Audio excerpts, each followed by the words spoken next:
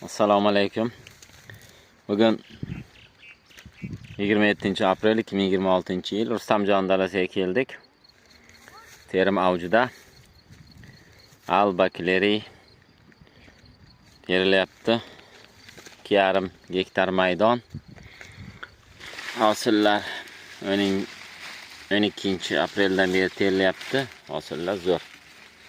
Xo'p, adbor plus chiqib beryapti. Holat yaxshi, maydonning holati zo'r. Ozuqalarni berib turilibdi.